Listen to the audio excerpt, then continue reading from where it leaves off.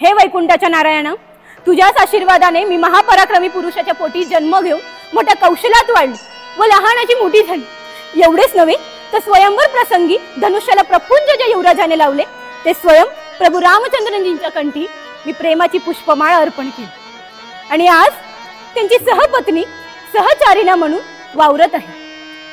पतीच्या प्रत्येक सुखदुःखात साथ द्यावे नवे नवे तर हाच पतिधर्म आहे आणि तोच पतिधर्म जोपासण्यासाठी मी त्यांच्या पावलांवर पाऊल ठेवून हा 14 वर्षाचा वनवास स्वीकारून इथे आले।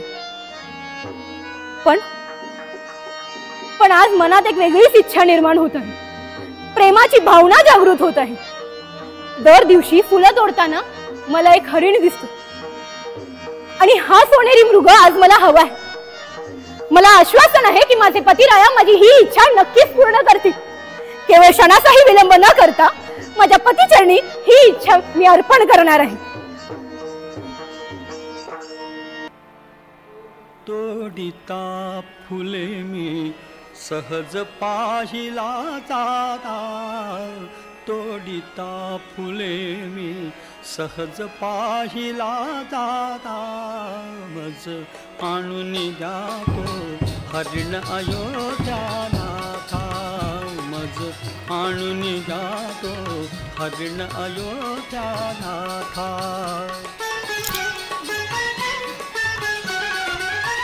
झळकती तयाच्या रत्ने शृंगावरती, नवमोह फुलासम सुवर्ण अंगावरती, झळकती तयाच्या रत्ने शृंगावरती, नवमोह फुलासम सुवर्ण अंगावरती, हे नयन भाळले त्याच्या रंगावरती, हे नयन भाळले त्याच्या रंगावरती, ते इंद्र चापसे पुच्छ भासले उडता, मज आणून जातो हरिण अयोध्यानाथा, मज आणून जातो हरिण अयोध्यानाथा।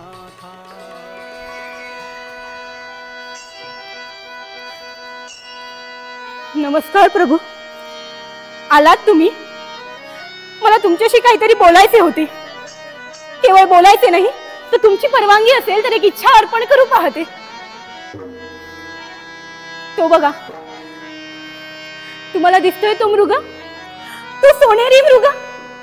अहो बऱ्याचदा येऊन गेलाय तो आपल्या दारी, त्याची सोनेरी पावलं ही उमटलेली दिसतात। ज्या वृक्षाला त्याने आपले शिंग घासले असतील ना, ते वृक्षही सुवर्ण झाले असेल। असा मंद मान मुरवडीत जलद गतीने तो चालतो। त्याच्या डोळ्यात एक विलक्षण भाव आहे देवा। मला या मृगाचा छंद लागलाय देवा। या मृगाने मला एक वेगळंच वेड लावलंय। अहो अजून किती बोलू ह्याच्याविषयी, त्याची प्रत्येक गोष्ट ही लक्षवेधी आहे। आणि जर तुम्ही माझ्यासाठी शाकरधनु मोडू शकता तर माझ्यासाठी हा हरिण तुम्ही आणूच शकता देवा। देवा, तुम्हा या मृगास धरणं अशक्य नाही। तुम्ही जर हा हरिण माझ्यासाठी आणलात तर परतीच्या वेळी अयोध्यात आपण त्याला घेऊन जाऊ। अहो त्याची रत्ने ज्योत म्हणून आपल्याला रात्रीच रान प्रकाशित करून देतील। अयोध्यात नेऊ आपल्या माता बहिणींना दाखवू, म्हणे ह्यातही भरत आपला हेवा करतील। पण हा ठेवा आपण आयुष्यभर जपून ठेवू देवा, आयुष्यभर जपून ठेवू। मला असे वाटते की हे तुमचे जे धन आहेत ना अयोध्यात कोंडिले, ते ह्याच धनाचे परिपूर्ण रूप असेल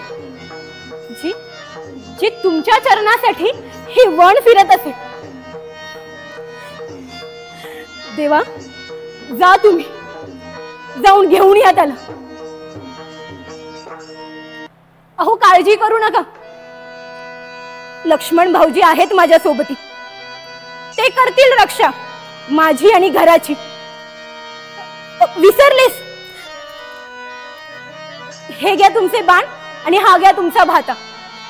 नाही जमलंच ना त्याला जिवंत आणण्यास तर एक बाण असा अचूक फेकून मारा की तिथेच तो मृत पावेल आणि मग लक्ष्मण भाऊजी त्याची खाल काढतील. ज्याचं मी एक छान आसन तयार करेन ज्यावर तुम्ही बसाल आणि तुमच्या बाजूस मी. इंद्रासारखे शोभून दिसाल तुम्ही. मी खूप उत्सुक आहे या सगळ्यासाठी. जा त्वरा करा आणि लवकरात लवकर त्याला माझ्या सामोरे आणा. जास्त वेळ घालवू नका. तो बघा त्या दूर टेकडीवर. तोच तो मृग, सोनेरी मृग जो मला हवा.